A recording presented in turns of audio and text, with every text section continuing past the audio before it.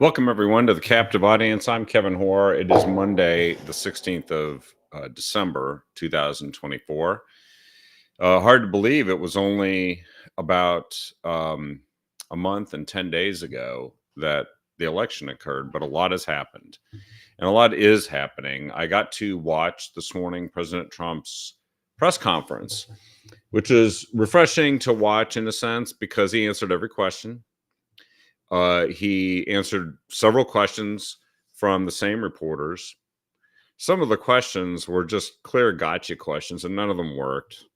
And they're all dumb questions. I mean, a good percentage of them were dumb questions. They were, where do you stand on mandating vaccines, for children? And of course, that's a pretty detailed policy that should be studied and determined. And he goes, well, I'm generally not for mandates, but uh, but we're not getting rid of the polio vaccine, for instance.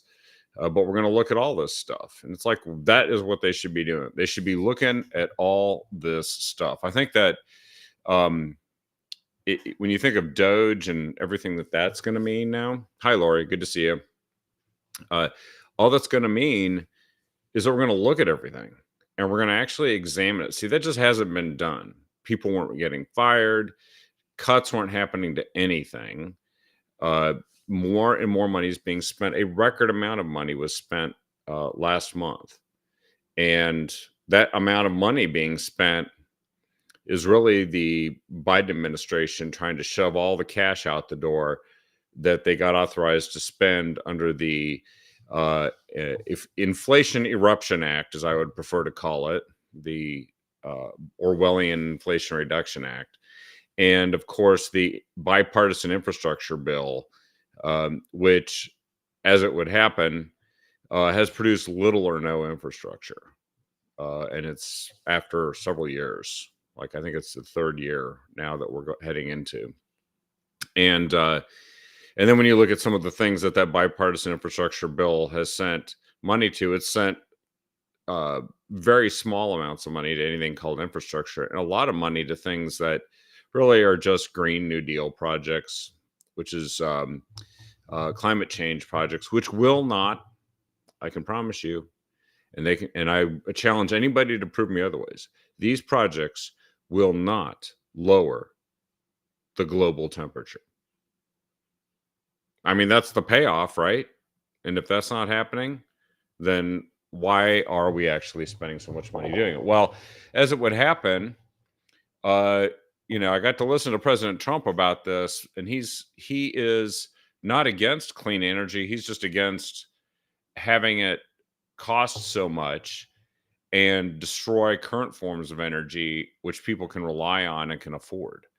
And so I think that is actually the approach of most of the Republican Party.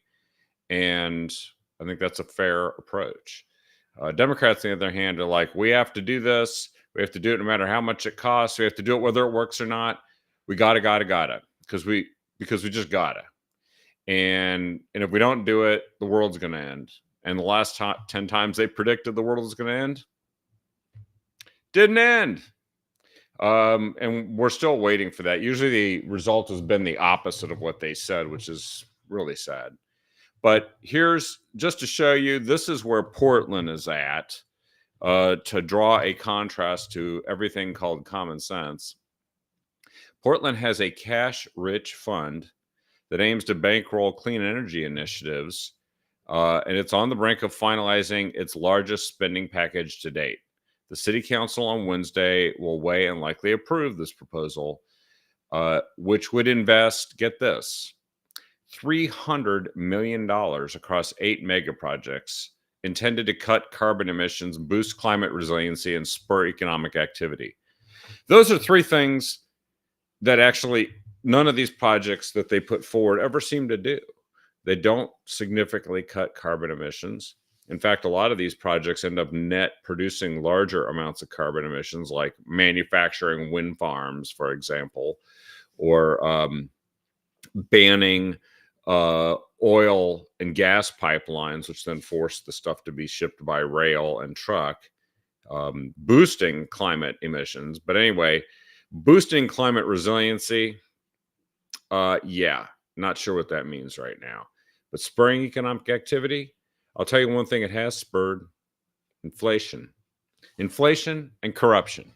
They should call it the Inflation and Corruption Act, that gave money to all this. But now, um, they're going to feel really good in Portland, spending gobs of money in a city where we're going to talk about shortly is at the heart of the problem the state's experiencing, for which they say they don't have enough money for. So they're going to spend $25 million equipping low-income Portland households with rooftop solar arrays. Yep, that's what low-income people really need. And 31.6 million to provide energy efficiency upgrades to another 1,500 low-income homes. 70.4 million to make all 6 public schools in Portland more climate resilient. Again, I guess we're going to find out what that means, primarily by installing energy efficient HVAC systems, geothermal heating. I don't know how that's going to work. LED lighting and replacement windows in schoolyards. Are they going to spend 70.4 million to go get people to change light bulbs and put in new? I actually, after having people come by and make proposals on what they want to do to replace and upgrade windows in any of the homes I've ever lived in, actually 70.4 million might be on the low side for replacement windows. just knowing. I mean, I hope they find somebody that's more reputable than the people the Portland Timbers had to fire as sponsors, who were installing windows and then turned out to have some ethical issues. But anyway, and they're going to have green schoolyards. I have no idea what a green schoolyard is, but I know it probably won't have grass. It probably won't be that kind of green. Yeah, and I think there are some good LED bulbs, but really, why don't they just mandate, say, replace the bulbs? They don't need 70.4 million. I'll agree, some LED bulbs are harsh, but then there's others that I think they have gotten right. Anyway, let Portland worry about that.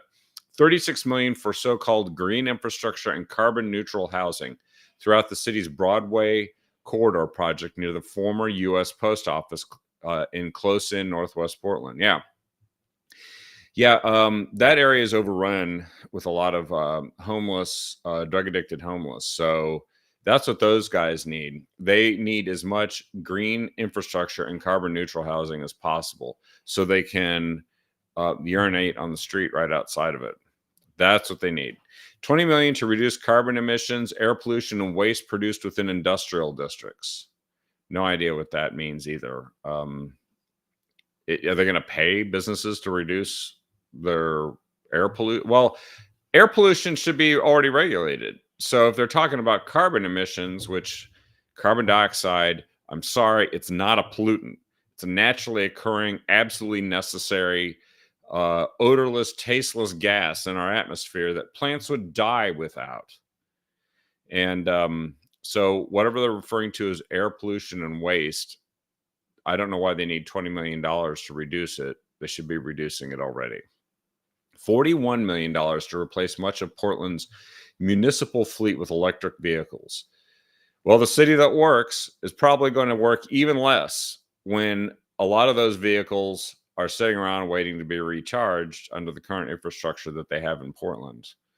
$55 million for infrastructure improvements to 82nd Avenue to support rapid bus transit. Okay, rapid bus transit. Is that going to make the traffic on 82nd Avenue less rapid and the buses more rapid? I'd like to know. But that's a lot of money for one road. 55 million? I think they could do more with 55 million, but I've seen them waste more money doing less in other parts of the city. So go figure. 20 million to construct new sidewalks near schools in the Cully neighborhood in East Portland. Why do they need to get special climate funds to make sidewalks? Aren't sidewalks kind of something they're supposed to be doing already? Again, this just sounds like, more of the same boondoggles and spending money on stuff that they should already have money for if they didn't spend it and waste it on other things. And plus, they don't have money for the things they say are the biggest problems they're solving. This fund, by the way, was created by a It's just a portion of an even bigger 5-year climate initiative Portland created, the city's Clean Energy Fund, which levies a 1% tax on sale transactions with large retailers. Well, soon enough, they probably won't have a lot of large retailers. I don't know if Macy's is shutting down in Portland, but I heard they are going to be shutting down some schools. You got to believe that Portland might be at the top of that list. But yeah, and I don't know about issues with LED bulbs, but yeah, if they hurt your eyes, don't get them. I think it was the Obama administration that tried to ban everything else. If there's anything that the federal government, really any level of government, shouldn't be involved in, it's banning light bulbs. They should let the market settle that. Make a bulb everyone wants, but then don't ban, because everybody will want them, right?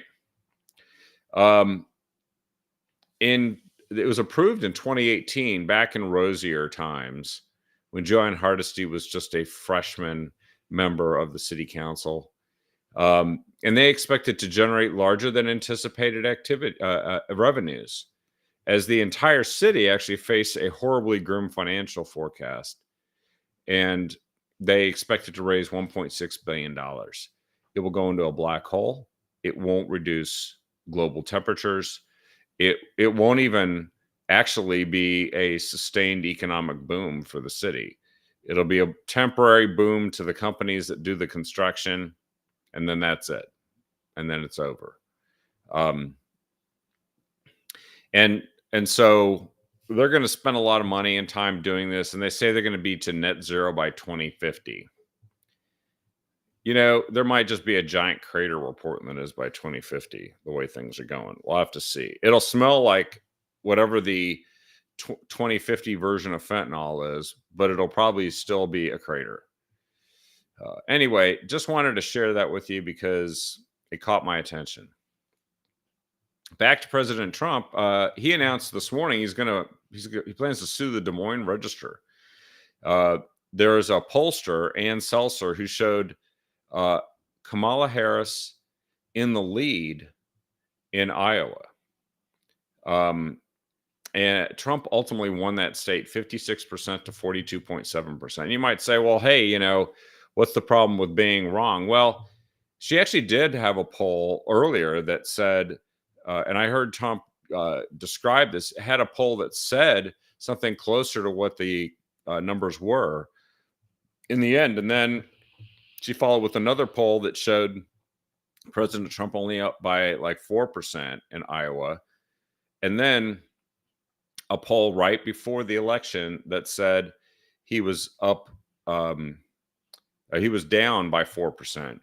Now, I think that what he's challenging here is that this is an attempt to kind of manipulate the electorate with polls that can't possibly be that bad. And she thinks that this Ann Seltzer rejected the criticism of her poll and said that she said, let's deal with the allegations, because I'm mystified about what the motivation anybody thinks I would act on in such a public poll. I don't understand it. And allegations I take very seriously. They're saying that this is election interference, which is a crime. So the idea that I intentionally set up to deliver this response when I've never done that before, I've had plenty of opportunities to do it. It's not my ethic. That sounds pretty dancy and evasive. I don't really get it. But look, she's going to have to explain how her poll got it so wrong and what factors she chose to introduce that sent it in that direction that don't really stand up to common sense. In the end, there may be nothing, but if there was intent and it was, and there's any evidence that they tried to manipulate the electorate with this, maybe we'll find that out. But he's recently won a lawsuit, or has settled a lawsuit with ABC, who lied about this civil case that a jury awarded damages to a person who claimed that he had sexually assaulted her. And he's like, I don't even know who this person is. And yet he remained consistent with that. But ABC News said that he raped her. And he sued and won. And now ABC News, George Stephanopoulos is donating, they're donating $15 million to the Trump Presidential Library. Nice. I think that he's that's a $15 million lesson. It might rival what George is making at ABC. So he may not be long for his time there. Of course, we know CBS might also be facing a lawsuit because they literally they defrauded the public by taking an answer that Kamala Harris gave to a question, taking the answer to the question, removing the answer, and taking something she said later in the same interview and making that look like it was the answer to that question, which and of course eventually the full accounting of the answer she really did give came out, and it was terrible. And so Trump is going to sue again over election interference. I'd just like to see a finding of fact in this. It would be great. Let's see here. Looking at some of the comments. Well, I'll have to look at this later. I do want to talk about drones, though. There is some interesting news. So we know nationally, the Pentagon has been saying they have no idea what these drones are. It doesn't seem credible. President Trump said during his press conference this morning, he said the government does know who is doing these drones, but that he doesn't know, and he said they should tell people. And it's really hard to say what is going to come from this. Now, I guess there were some drones flown too close to Logan Airport in Boston, and those people, I guess, have been arrested. That's what I read. But that remains to be seen. But and there's a report of some car-sized drones sighted in 8 states, including 2 not far from Oregon, Nevada, and California. They're flying over people's neighborhoods, military bases, even one of President Trump's policies in New Jersey. And President Trump has also said that they need to be identified or they should be shot down. It doesn't appear that Joe Biden is planning to do either one of those things. Joe Biden, on the other hand, and here's something fun to share with you. Here's some memes. I'll put a link to this. You guys can take a look at that. But let me see if I can share this, because you might enjoy watching this. It's let's get that on your screen. There. Memes. Biden and the drones, and it's just Biden eating an ice cream cone with drones all surrounding him.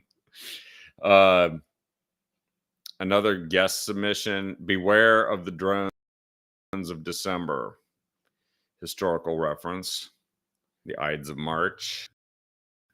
Joe Biden pardons wife Jill for impersonating a doctor. That's pretty good.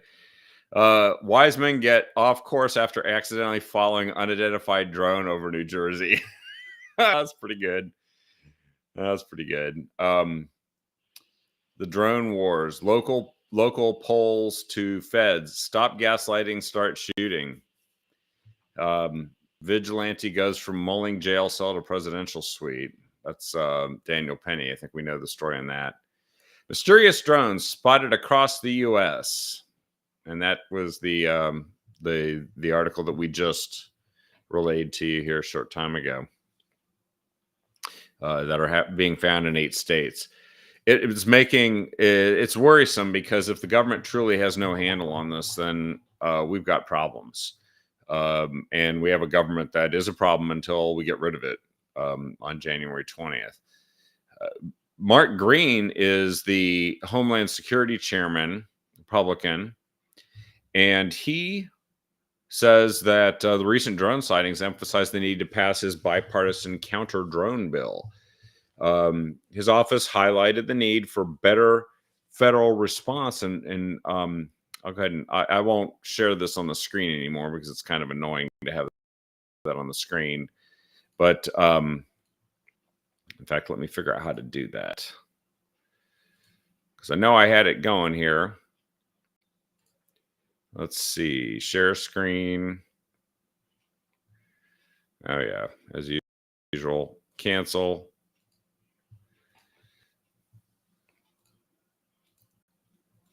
Sorry about this. They've changed some of the controls on here, and so it's gotten a little difficult lately to get some. Oh, here we go. There we go. I'm back.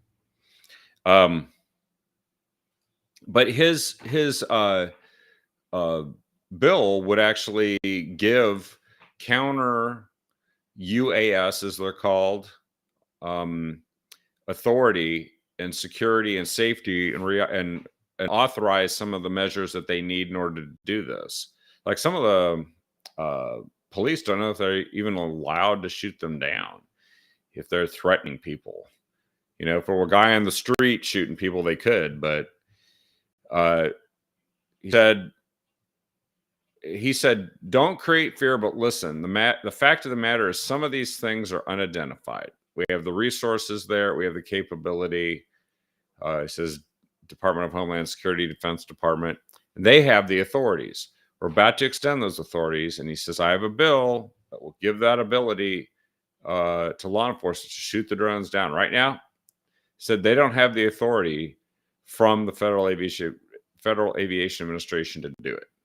And of course, I can see how there's some danger, because if you don't know if something, I mean, some people have actually seen things that are aircraft that are not drones and thought they were drones. That's actually happened recently. And so you don't want every idiot just firing at these things, but it's true. They could drop, you know, gas canisters, explosive payloads. He said a key concern of mine that should concern all of us is the ease with which a terrorist or malicious actor can buy a cheap, commercially available drone and use it to carry and drop explosive payloads over a football stadium, targeting and killing Americans. So that's why my bill would empower state and local law enforcement agencies to mitigate the risks posed by unauthorized drones over such sites. So I guess I'm concerned that the Pentagon believes they don't have the authority, apparently, because they haven't done it either. But I would believe that the President of the United States has inherent authority to do exactly that, and should use that authority if he's got it readily available. So anyway, take a look at that. Or, well, let me see. I didn't post that story, but it's on Just the News. And I think it's the bumbling, fumble government that's the biggest disappointment here, the biggest concern, really. Coming back to some of the things happening nationally, the open border is going to end, and it's going to end very, very soon. But it's going to take a while to fix all the problems that have occurred. And one of the things that's happening is that all these illegal immigrants that are going to be on the deportation list, and I would say the first ones are going to be the criminals, the ones they knew had criminal records when they came in and don't belong here, or the ones that commit crimes once they get here, gone, right? And then the people who lost their asylum cases, they filed and were adjudicated by an immigration court and ordered removed. It's like 2 million people. They got to go. They lost their asylum case. It was judged not to be a legitimate asylum case under a pretty lax law, as we know. And they got to go. But where are these folks going to all go once the deportations start? The answer is sanctuary states and cities. Well, Lars Larson recently pointed out that that's going to have a tremendous effect on those states and cities that have done this. And the Northwest of the country is front and center on this. Washington State declared itself a sanctuary for illegals years ago. Oregon did the same decades ago. And they thought, well, no biggie, right? But once that happens, you're going to see a massive influx of people who are due for deportation under the law. And frankly, it could be dangerous, as in the case of criminals, and don't belong here. And they're going to go to the sanctuary states and cities and hide. And frankly, if you thought that the homelessness is bad, just wait till you see a massive influx. If there are 11 million people that have been let in, And I know that the Department of Homeland Security, ICE, has identified and reported by category of crime 650,000 individuals that had criminal records and were caught and released into the country. If those folks are deported, which they should be, then Oregon is going to be one of the places they're going to go to hide. Many people, perhaps tens of thousands, will come to Oregon for shelter and from sanctuary, from deportation. And now we're going to have maybe a massive crisis like we've never seen in this state, as well as places like in California, Washington State, and elsewhere. And the federal government, which does have the primary authority on this, federal law governs what happens at this. The border czar, Tom Homan, has warned that public officials that aid and abet illegal immigrants that are, due for deportation, that's a federal crime. And that they will have arrests and prosecutions of the people who do that. And of course, New York City, which has been one of the worst places overrun by illegal immigrants, the mayor's gotten the message. Eric Adams, it's cost them billions of dollars. And you have to presume that we're paying a similar price for the ones that come here. But he is cooperating and met with the border czar, Tom Homan, and they're going to deport these folks, and he's going to help them. Now, a federal court recently shot down King County's attempt up in Seattle to block federal ICE agents from using Boeing Field to deport illegal aliens. But they shot it down. They said that the feds could do that. And, so all this money that's going into the illegal immigrant situation isn't going to the needs of the citizens of the country. And there is a bill that's been introduced in Oregon to revoke sanctuary status. No such bill has yet been introduced in Oregon, but has been introduced in Washington, but not Oregon. So take a look at that. Lars made some good points here, and but there's more news on that. So it was reported within the last day or so that President Biden's administration is actually selling the excess border wall materials for low prices. We knew that he did this a while back. He was selling them at 10 cents on the dollar, all the steel girders and stuff. Well, I saw these steel girders on a trip to the border during the campaign this last year down in Yuma, Arizona. Right at the border, you could see huge stacks of these materials. And they hadn't gotten rid of those or sold those yet, but we did hear that they had done that earlier. Well, they're back doing it. And Tom Cotton, a U.S. senator, has requested that the Pentagon keep records of the sale of all the border materials because, frankly, in just a few weeks, President Trump is going to take these border materials and finish those sections of the wall. So this is literally an outgoing administration undermining and corruptly wasting taxpayer money for something that is going to happen in order to frustrate the actions of the next administration. But that's a lot of money that's being wasted too. And so he's asking for a full accounting.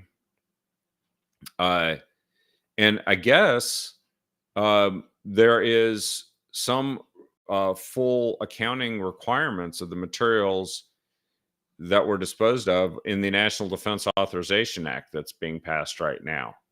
And so they're gonna find out who's doing this, what they did, and I don't even know why they have to actually request it or require it in law, but I guess that's how jiggy the Brandon administration has been at actually following the law, is that you have to be explicit. They said that 60% of the sales in the past have gone to authorized recipients, including U.S. Customs and Border Protection in Texas and California. 40% went to GovPlanet, a marketplace that sells excess government equipment and materials. Those entities might want to think about whether or not they're going to dispose of these materials when the Trump administration wants them back. And of course, if they profiteer on this, it could be a real black mark if GovPlanet just cleans up, by buying these things from the Biden administration. Uh, I think they're going to find out who these people are, and they're going to get them on something, because this just sounds like an attempt to waste the public's money and frustrate a policy for which they have voted for. So that's unfolding right now. And hats off to Tom Cotton. He's a good senator, and we need him in the Senate, although he'd make a great guy to have somewhere in the administration too. A Wisconsin Republican representative has slammed President Biden about migrant children, saying that he has produced a human rights catastrophe. Representative Glenn Grothman from Wisconsin has accused Joe Biden of trying to permanently change the United States by allowing illegal immigrants to flood across the border. And even if the consequence was that children were separated from their families. And so this is, there's an interview you can listen to on Just the News with John Solomon that covers more of those. All right. Remember I mentioned earlier about how Oregon, in particular Portland, is spending all this money for climate change? Meanwhile, Oregon is seeing once again an increase in drug overdose deaths year over year. While the national average is trending downward, Oregon's going up. And this is a state that supposedly changed the Measure 110 law that was passed by the voters, that the voters were duped into passing back in 2020. They changed it to where they would recriminalize it, but almost no one's going to jail for anything. They get to go into what's called deflection, which sounds more like a political activity than something you actually do to help people. It's kind of optional drug treatment and recovery instead of going to jail before you even get sentenced. So much weaker than actually what do they call it?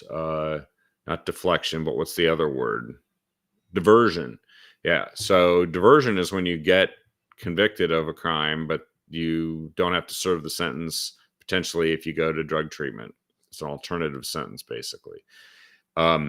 It says the new report shows that overdose deaths surged by 30% in Oregon in 2023 compared to the year before.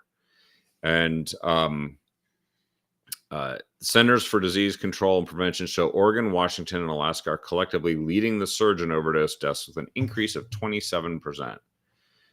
The U.S. whole saw overdose deaths drop by 3%. States like Maine and Indiana are leading the pack in reducing them. They saw a striking 15% drop. So, the witch's brew that is Oregon, the policy witch's brew that is Oregon, is producing this ongoing disaster. And, the experts are trying to say they think 2024 may be a turnaround year for some of this, but it really looks like Oregon is leading the pack in terms of screwing up on this very important issue. I'm not surprised, but I think you have every reason to be disappointed on what they're spending money on. So, taking a look here, there's a few things I haven't had a chance to read, so I'm not going to cover them tonight. There's a poll. Oh, the 9 worst Oregon government waste examples of 2024. You should check these out. Number one, you got, they've given, this is the Taxpayer Association. They've given awards to Oregon's worst political figures, the worst examples of government waste, the worst example of bureaucratic bungles in 2024, and the Golden Schnoz, which is the worst example of government sticking its nose where it doesn't belong. And here are the 4 nominees for the worst government waste examples. Worst example of government waste, $200,000 event for Tina Kotek's wife. They spent $200,000 hiring a consulting firm to put together a one-day mental health conference that heavily featured Kotek's wife. The $200,000 conference drew only 28 attendees. That's $7,100 per attendee. It's according to the Oregonian on the 2nd of August. Next example, only 50 addicts received help through Measure 110 phone lines. Measure 110, which cost $260 million, removed prison time for hard drugs and replaced sentences with a simple $100 ticket and a new drug rehab phone line. Only 50 people out of 6,200 arrestees used the phone line.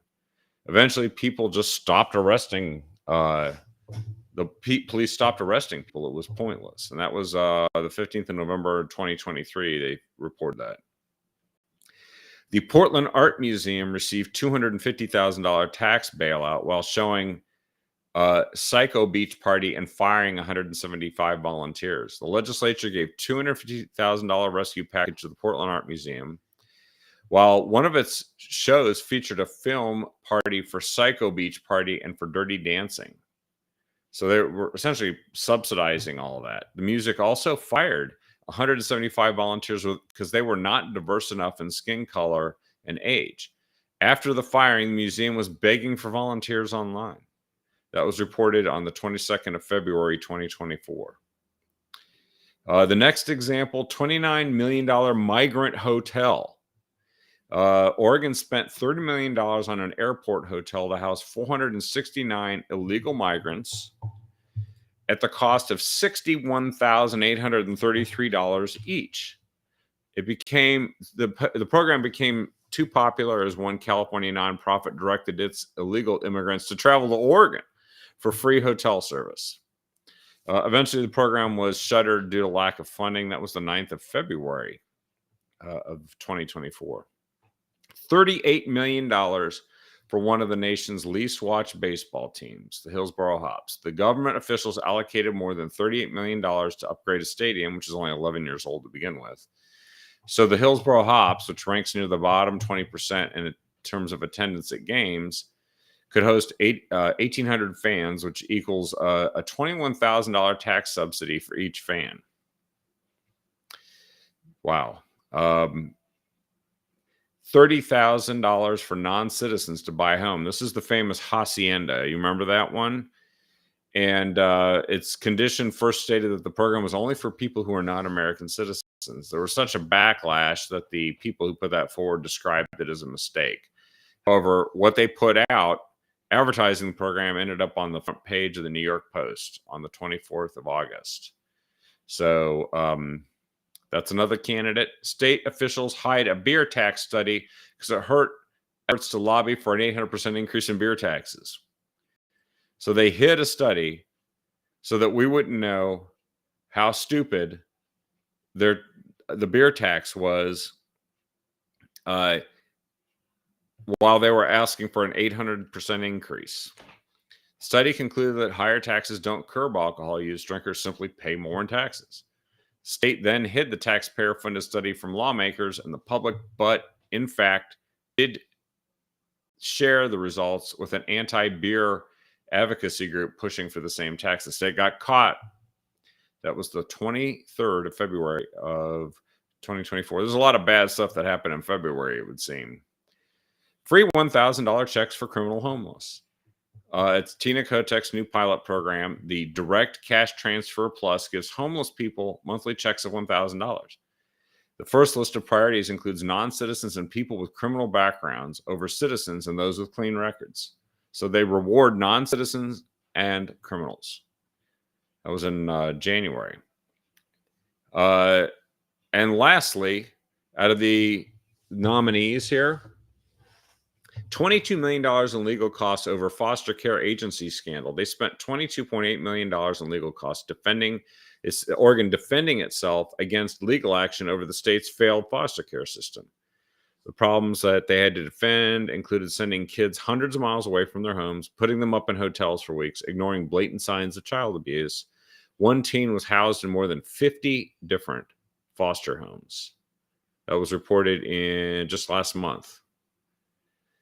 And so if you're a supporter of the Taxpayer Association of Oregon, you've received this ballot. And if you would order, then you can donate. Let me put the donate link here because I think Let me put the donate link up here. Man who does great work, Jason Williams. He's the executive director of the Taxpayer Association. He is doing this yeoman's work behind the scenes and does this stuff every year. Makes a difference in our elections too. You can donate to the Taxpayers Association of Oregon, the Taxpayers Association of Oregon Foundation, which is a 501c3, or you can donate to the PAC, which does more political action work during elections. And all the information can be found on the websites that I just shared. Last but not least, I want to end today's show by talking about the UFO sightings that occurred here in Oregon. There have been a number of UFO sightings. A pilot reported seeing unidentified lights flying in Seattle Air Route Traffic Control Center airspace. So between Oregon and Seattle on December 7th. And I actually thought there was a UFO sighting. And I don't know if I can easily find it, but there was a UFO sighting near Eugene. This might be the same one.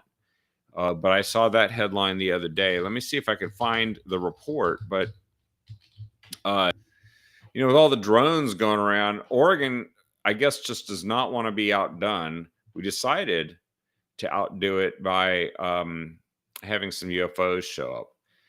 I think that was probably just Tina Kotek's wife coming back from one of her big parties that we paid for.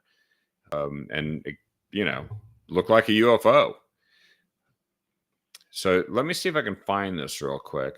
But I did want to talk about that because, in all honesty, Oregon has had enough problems.